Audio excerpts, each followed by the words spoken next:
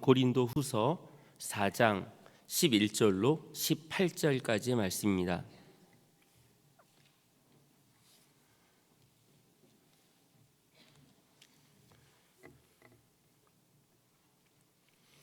고린도후서 4장 11절로 18절까지의 말씀입니다.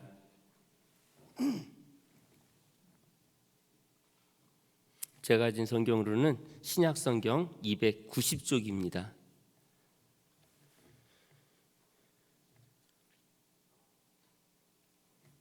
제가 먼저 봉독할 때 우리 돌아가면서 같이 봉독하도록 하겠습니다. 우리 살아있는 자가 항상 예수를 위하여 죽음에 넘겨짐은 예수의 생명이 또한 우리 죽을 육체에 나타내게 하려 함이라.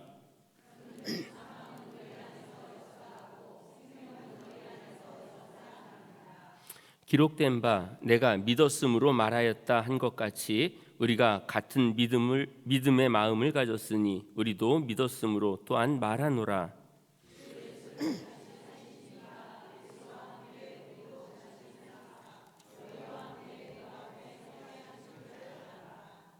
이는 모든 것이 너희를 위함이니 많은 사람의 감사로 말미암아 은혜가 더하여 넘쳐서 하나님께 영광을 돌리게 하려 함이라.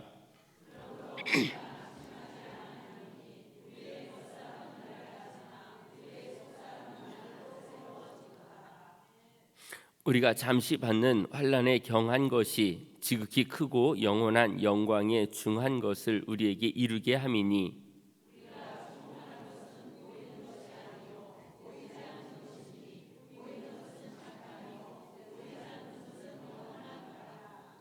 아멘. 우리 성도님들은 어제보다 오늘 더 행복하셨습니까? 뭐가 행복하셨을까요?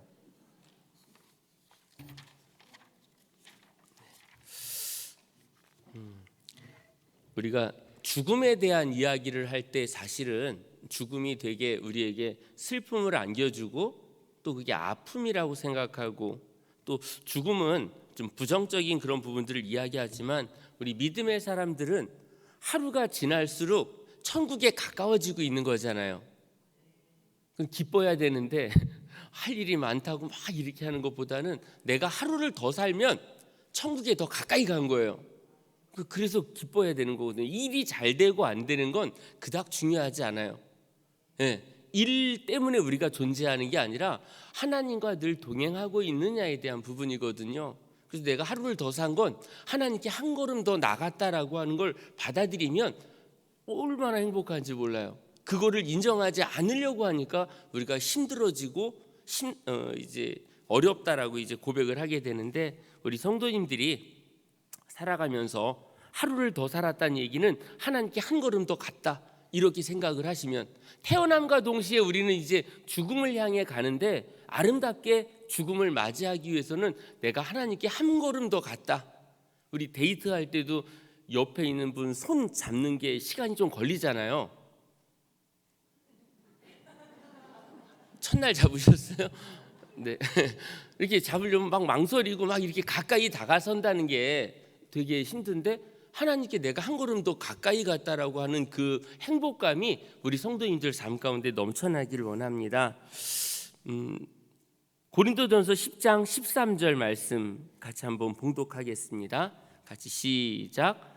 사람이 감당할 시험 밖에는 너희가 당한 것이 없나니 오직 하나님은 미쁘사 너희가 감당하지 못할 시험 당함을 허락하지 아니하시고 시험 당할 즈음에 또한 피할 길을 내사 너희로 온등히 감당하게 하시느니라. 아멘. 하나님께서는 우리가 시험을 당할 때 그 모든 것들이 거기서 끝이 아니라 다시 피할 길을 주시고 다음 플랜을 갖고 계시다라는 거예요. 근데 우리는 계속 단면 내 눈에 보이는 것이 전부인 양 살아가면서 그것 때문에 힘겨워할 때가 너무 많다라는 거죠. 제가 오늘 말씀의 제목을 날로 새로운 삶이라고 제가 좀 정해봤습니다. 날로 새로운 삶을 우리가 기대하지 않으면 내일은 그닥 우리에게 신선함을 주지 못하고요. 내일이 와도 우리는 또 어제와 같은 그런 삶을 똑같이 반복하면서 살아가는 거죠. 우리 하나님은 우리 인생을 광야 한복판에 덩그러니 그냥 내보내시는 하나님이 아니십니다. 믿으십니까? 광야와 같은 시련과 아픔만 쏟아부으시는 하나님이 아니라 그 시련과 아픔 가운데 하나님은 때로는 만나를 매출하기를, 때로는 필요할 때 늦은 비와 이른 비를 통해서 소망을 주시는 우리 하나님인 것을 기억하시기를 바랍니다. 그래서 결국 그 모든 것들을 견뎌내고 광야와 같은 그 삶을 이겨낸 다음에 우리를 더 강한 자로 만들고자 하는 하나님의 계획을 기대하시기를 바랍니다. 연예인들만 공인이 아닙니다. 요즘 TV에서 막 정치인도 그렇고 막 사망 소식이 막 나오는 거예요. 안타깝기도 하고요. 조금만 더 버텼으면 어떨까? 하나님을 빨리 좀 만났으면 어땠을까 하는 안타까움이 있긴 한데요. 연예인들만 공인이 아니라 우리 그리스도를 만난 이후부터는 우리 크리스찬들, 믿음의 사람들이 다 공인이 된 거예요. 우리의 표정이 하늘나라를 가진 사람들이잖아요. 다이아몬드 아니고 금도 아니고 하늘나라를 가지신 분들의 표정이 늘 우울하고 늘 침울하고 침통한 그런 모습을 갖고 있다 그러면 전도를 할 수가 없잖아요. 우리가 공인이라는 걸 늘 기억하시길 바라요. 예비 신자들이 우리 성도님들의 표정을 보고 나도 한번 동성교회 갈까? 가볼까? 이렇게 해야 되는데 성도님들이 매일 근심 걱정에 쌓여 있는데 이 교회를 오고 싶겠어요? 아니잖아요. 우리 성도님들의 표정에서 막 그런 게 나타나야 되는 거죠. 우리 성도님들의 삶이 거울이라는 것을 늘 기억하시고요. 나갈 때마다 환하게 웃는 우리 성도님들이 되시기를 바랍니다. 사도 바울은 오늘 본문의 말씀을 통해서 우리가 날마다 새로운 삶을 살아야 함을 말씀하고 있습니다. 새로워지지 않으면 안 돼요. 믿음의 사람들은 어제와 똑같은 삶을 살면 안 되고요. 아무리 뛰어난 일들을 했다 할지라도 오늘은 어제보다 나은 모습으로 살아야 되고요. 내일은 오늘보다 나은 모습으로 살아가야 된다는 것입니다.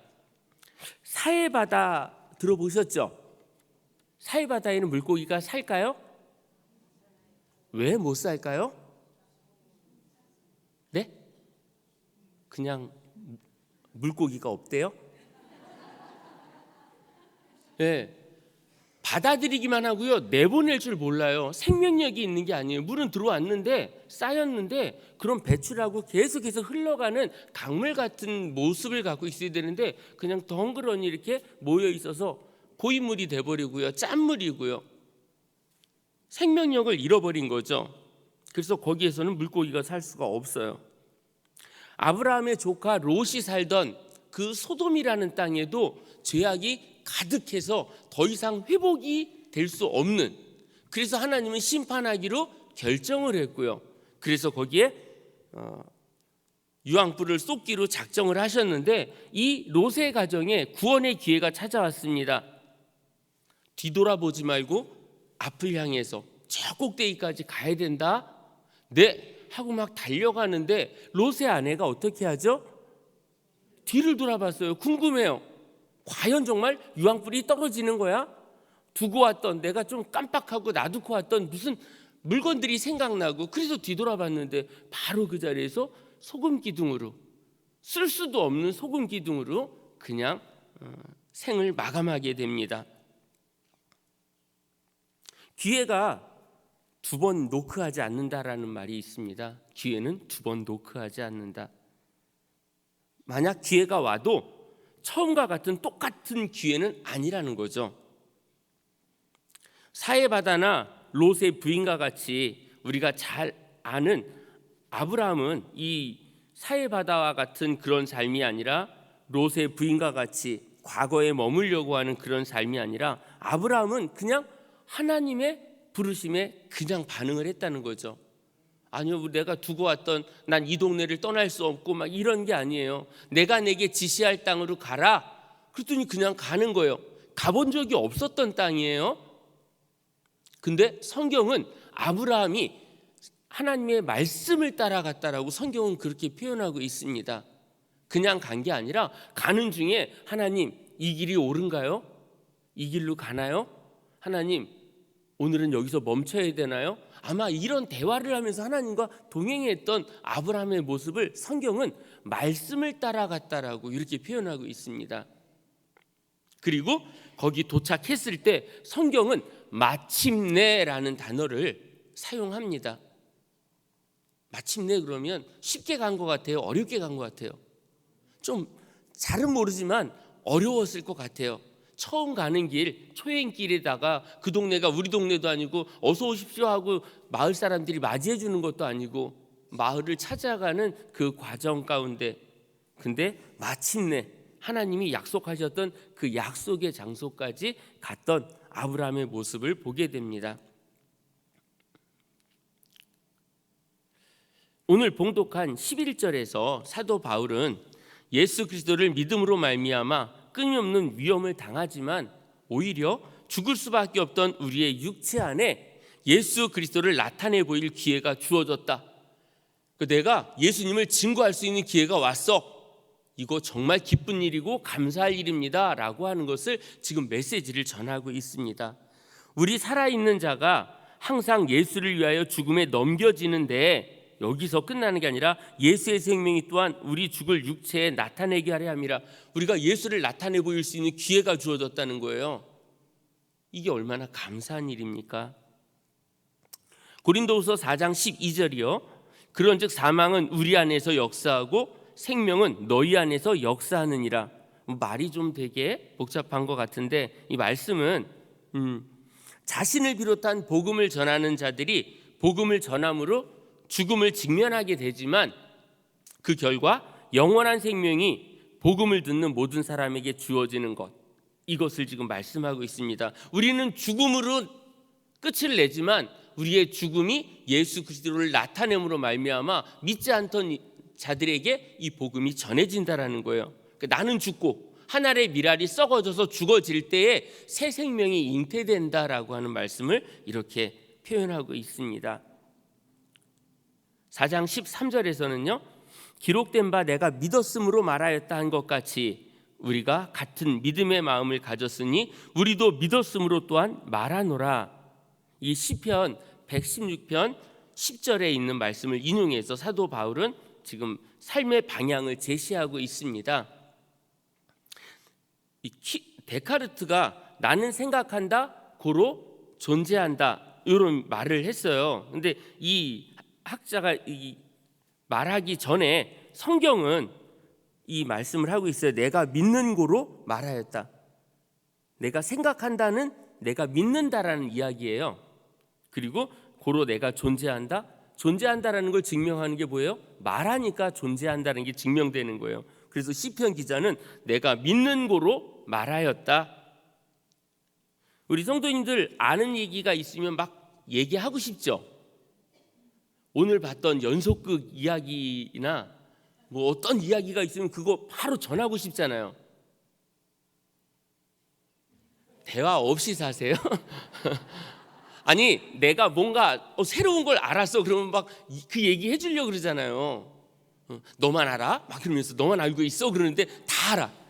우리 동성교회 성도님들 다 알잖아요. 어쨌든 새로운 소식을 아는데 전하는데 내가 아는 거 막 전해주고 싶은 그런 충동이 우리에게 있는데 이게 정말 100% 확실해. 그렇다면 그건 더 열심을 다해서 막 전하려고 그러잖아요. 이거 아닐 것 같기도 하고 그런 거 얘기하면 괜히 바보 될 것 같아서 얘기 안 하잖아요. 근데 이게 확실해. 그러면 그거는 전하는데 망설이지 않잖아요. 네. 아니 누가 죽었어요. 아니 누가 합격했어요. 확실한 사실이면 그 이야기할 때는 되게 이렇게 확실하게 얘기할 수가 있는데 누가 어떻게 했다더라 라고 하면 이거 얘기했다가 이거 아니면 내가 바보 될 것 같아서 우리 망설이잖아요. 근데 예수님께서 십자가에 달려 돌아가시고요 3일 만에 부활하셨고요 그분이 승천하셨고 다시 오마 약속하셨어요. 사실이에요 아니에요? 그 이야기를 전해야죠. 그러니까 누가 어떻게 됐다더라 하는 그런 연예인들 이야기 전하는 거에, 어제 연속극 이야기를 전하는 거에 우리가 목숨을 거는 게 아니라 사실을 전하는데, 예수 그리스도가 우리를 위해서 십자가에 못 박혀 죽으셨고, 그분이 죽음에 넘겨지지 않고 3일 만에 부활하셨고, 그래서 그분이 다시 오시마 약속하면서 하늘나라에 가셨는데 우린 그날을 기다리고 있다. 함께 기다리지 않을래? 하면서 전도를 해야 된다는 거죠. 내가 하나님을 믿는다. 그러므로 나는 하나님을 전하겠다. 이 이야기를 지금 사도 바울이 시편에 있는 말씀을 통해서 시편 116편 10절에 있는 말씀을 끌어다가 지금 그 이야기를 하는 거예요. 나는 믿었다. 그러므로 나는 전하였다. 이 이야기예요. 우리가 하나님을 믿는다면 우린 전해야 되거든요. 바울은 지금 그 이야기를 하려고 그러는 거예요. 그분이 너희 안에서 역사에서, 너는 죽지만 너 안에서 역사하시는 하나님이 다시금 믿지 않는 이들에게 그 복음이 전해진다. 그게 너의 삶의 아름다운 결과물이다. 그 이야기를 지금 하고 있습니다. 예수님을 전하지 않고는 견딜 수 없는 그런 마음을 소유하시는 우리 동선의 가족들이 되시기를 간절히 축원합니다. 주 예수를 다시 살리신 이가 예수와 함께 우리도 다시 살리사 너희와 함께 그 앞에 서게 하실 줄을 아노라. 그 말씀을 쉬운 성경을 다시 한번 읽어볼게요. 우리가 이렇게 말할 수 있는 것은 주 예수님을 죽은 자 가운데서 다시 살리신 하나님께서 예수님과 함께 우리도 살리셔서 여러분과 함께 하나님 앞에 서게 하실 것을 알기 때문입니다. 하나님이 예수 그리스도를 부활시켰던 것처럼, 다시 살리신 것처럼 우리도 다시금 죽음이 영원한 죽음이 아니라 영원한 생명으로 만들어 주셔서 다시금 하나님 앞에 우리를 서게 해 주실 걸 나는 알고 있다. 우리 성도들도 알기를 원한다.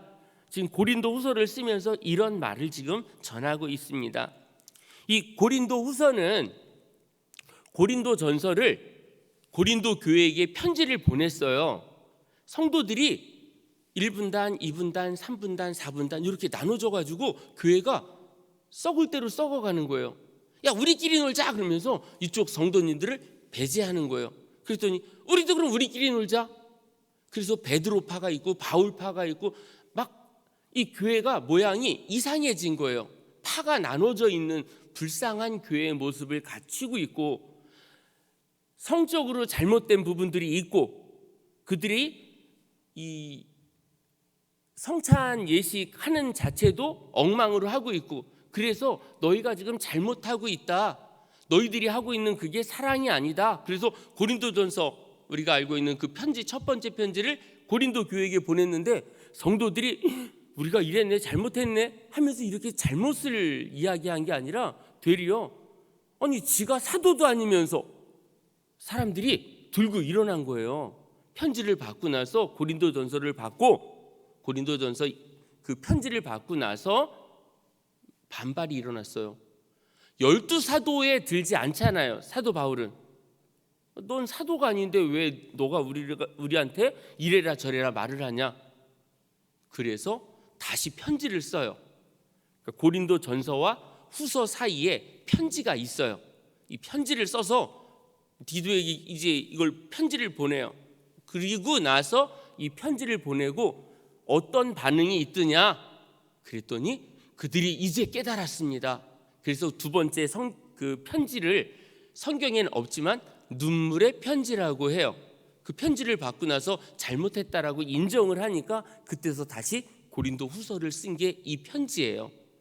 그러니까 성도들이 회개를 하고 변화가 됐다라는 걸 알고 나서 썼던 편지가 고린도 후서예요. 이제는 이들의 신앙 성장을 위해서 할 말을 해야겠다. 그래서 그전에는 너희가 잘못했어, 교회가 썩었어, 너희가 하는 그거 사랑 아니야.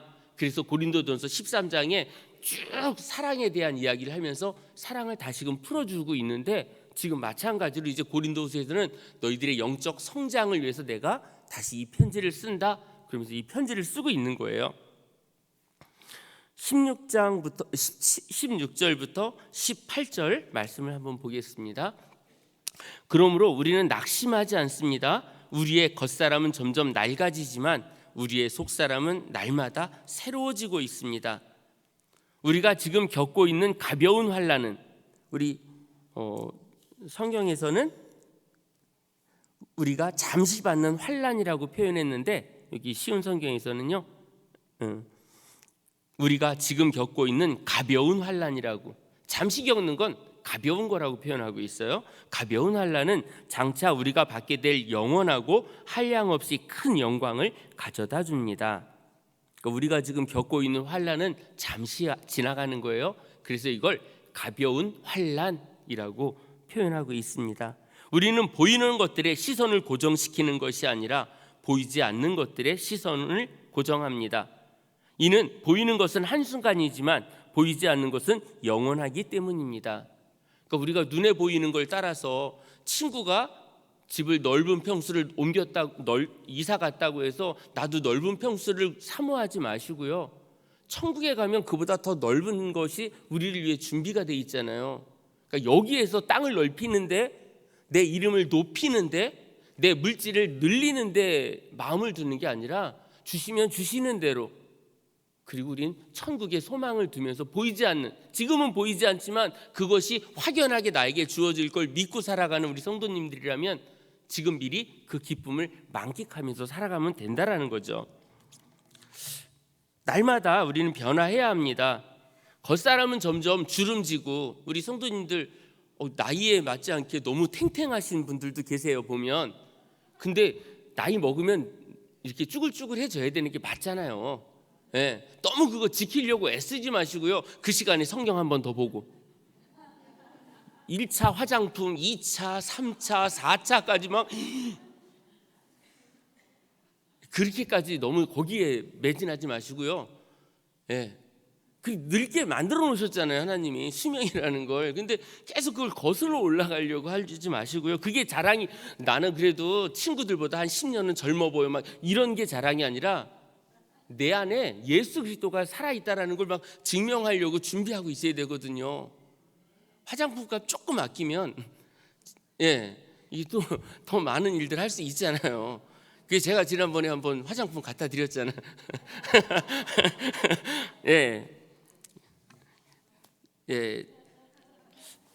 우리 삶에 있어서는 캐논이라고 하는 잣대, 기준이 있어야 돼요. 기준은 움직이지 않아요. 기준은 그 자리를 지키고 있거든요. 체육 시간에 기준하는 애가 막 이리 갔다 저리 갔다 하지 않잖아요. 그 자리를 지켜야 되거든요. 많은 사람들이 기준을 정하지 않고 그냥 남의 말에 흔들릴 때가 많은 거예요. 그런 삶이 아니라 기준을 정해가지고 어떻게 살아야 될지를, 표대를 향해서 달려가는 신앙을 소유해야 된다는 겁니다.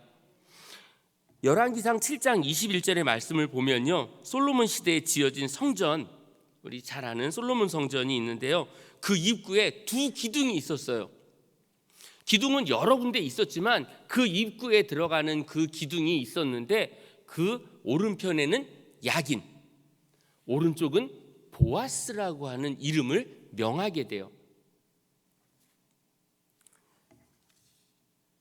이 말씀을 제가 한번 좀 읽어볼게요. 이 두 기둥을 성전의 주랑 앞에 세우되 오른쪽 기둥을 세우고 그 이름을 야긴이라 하고 왼쪽의 기둥을 세우고 그 이름을 보아스라 하였으며. 쉬운 성경을 한번 읽어드릴게요. 오른쪽에 있는 기둥의 이름은 야긴이요, 그 뜻은 저가 세우셨다, 그러니까 하나님이 세우셨다는 뜻이에요. 왼쪽에 있는 기둥의 이름은 보아스입니다. 그 뜻은 그에게 능력이 있다 라고 이름을 지은 것입니다. 그는 하나님이에요.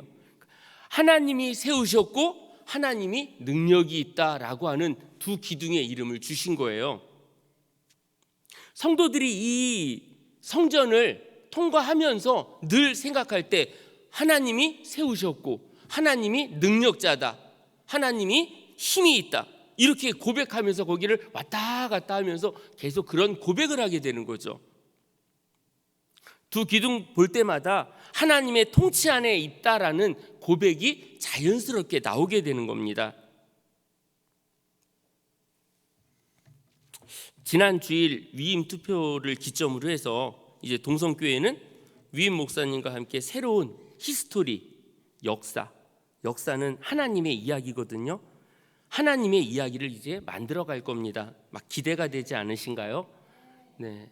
이제 성도님들이 우리 동선교회의 두 기둥, 야긴과 보아스가 되어 주셔서 하나님이 세우셨고 하나님의 능력이 나타나는 일에 우리 성도님들이 그 두 기둥으로 든든히 세워지시기를 바랍니다.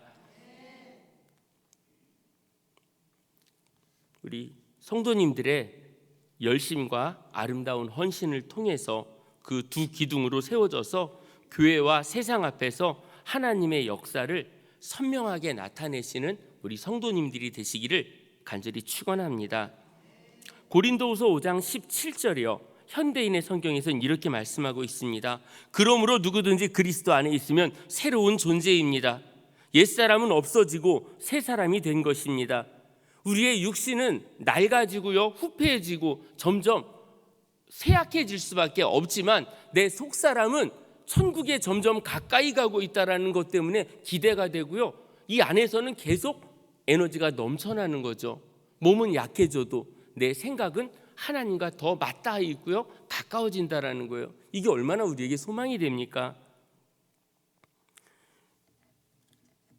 어제보다 더 천국에 가까워졌는데 안 기쁘세요? 기쁘죠. 네, 기뻐야 돼요. 어떻게 하면 오래 살까 막 이러는 게 아니라 하나님은 오래 사는 거에 관심이 없어요. 어떻게 사느냐를 관심 있게 보시는 거거든요. 성도님들이 하나님께 마음을 두고요, 이 땅의 것을 막 지키려고 애쓴 게 아니라 하나님의 말씀을 지키려고 하면 하나님께서 그 다음의 문제를 풀어나가시는 걸 보게 되실 거라는 거죠. 물질을 많이 쌓으려고 하기보다는 높은 자리에 가려고 애쓰기보다는 영적으로 날마다 새로워지셔서 우리 하나님이 우리를 더 인정해 주시고 이끌어 주실 때에 세상이 감당하지 못하는 엄청난 믿음을 소유하시는 우리 성도님들이 되시기를 바랍니다. 이제 말씀을 마치면서 시 하나를 읽어드리려고 해요. 장석주 시인의 대추 한 알, 혹시 들어보신 적 있으신지 모르겠어요. 제가 좀 감기가 걸려가지고 목 감기가 있어서 목소리는 별로지만 제가 한번 그래도 읽어볼게요. 대추 한 알. 저게 저절로 붉어질 리는 없다. 저 안에 태풍 몇 개, 저 안에 천둥 몇 개, 저 안에 벼락 몇 개, 저 안에 번개 몇 개가 들어있어서 붉게 익히는 것일 게다. 저게 혼자 둥그러질 리는 없다. 저 안에 무설이 내리는 몇 밤, 저 안에 초승달 몇 날이 들어서서 둥글게 만들어지는 것일 게다. 대추야, 너는 세상과 통하였구나. 대추 하나가 붉어지는 과정에 그 단맛을 내기 위해서 시련과 아픔을 딛고 만들어진 것처럼 우리 성도님들 인생 가운데서도 태풍 같은, 벼락 같은 시련이 찾아오기도 하고요, 또한 된소리를 맞는 것 같은 인생을 사실지라도 끄떡없이 신앙을 지키고 나면 대추가 빨갛게 통통하게 익어가지고 그 맛을 지키는 것처럼, 쭈그러들지라도 그 맛을 지키고 있는 대추처럼 우리의 삶이 조금은 볼품이 없는 것 같지만 그 시련을 이겨내고 나서 남은 결정체는 단맛을 내는 대추와 같아지는 우리의 인생이 될 거라는 것을 이 시에서 좀 느끼게 됩니다. 우리 성도님들 삶 가운데 신앙의 연륜이 아름답게 쌓여가면서 우리의 모습은 점점 늙어가고 쇠퇴해가고 연약해지지만 내 안에 있는 그 그리스도로 인한 그 영적인 부분은 날마다 더 새로워지고 더 강해지는 우리 성도님들의 삶이 되시기를 다시 한번 주님 간절히 축원합니다. 같이 찬양하시겠습니다. 나 주님의 기쁨 되기 원하네.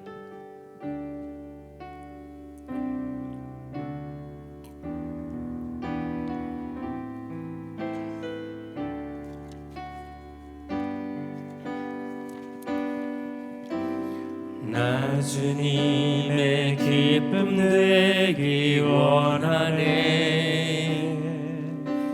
내 마음을 새롭게 하소서.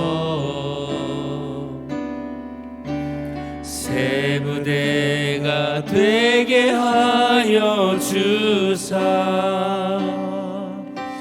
주님의 빛 비추게 하소서 내가 원하는 한 가지 주님의 기쁨이 되는 것 내가 원하는 한 가지 주님의 기쁨이 되는 것 겸손히 내 마음 드립니다 나의 모든 것 받으소서 나의 맘 깨끗게 씻어주사 주의 길로 행하게 하소서 내가 원하는 한 가지 주님의 기쁨이 되는 것 내가 원하는 한 가지 주님의 기쁨이 되는 것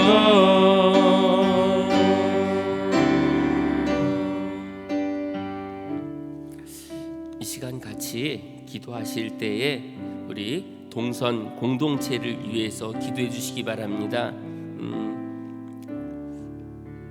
사랑이 넘치는 아름다운 교회가 되게 해달라고 서로를 위해서 기도하는 아름다운 교회가 되게 해달라고 위해서 기도해 주시고요. 담임 목사님과 원로 목사님의 건강과 사역을 위해서 그리고 또 직분을 맡으신 모든 분들의 헌신과 결실을 위해서 그리고 육신의 아픔과 여러 가지 어려움을 겪고 있는 성도님들의 가정을 위해서 이 시간 함께 주여 한번 부르짖고 같이 기도하시겠습니다.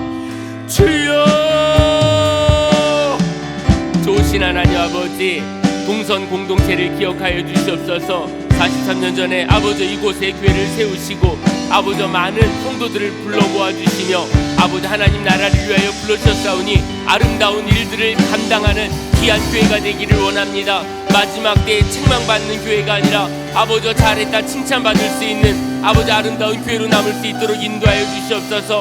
성도들이 한 마음이 되게 하여 주시고 사랑이 넘치게 하여 주시며 아버지 헌신이 아름다운 결실을 맺을 수 있도록 인도하여 주시옵소서. 아버지 담임 목사님과 원로 목사님 아버지 주님께서 인도해 주셔서 건강함과 아버지 사시는 모든 사역이 아름답게 열매 맺어질 수 있도록 주여 도와주시고 인도해 주시옵소서.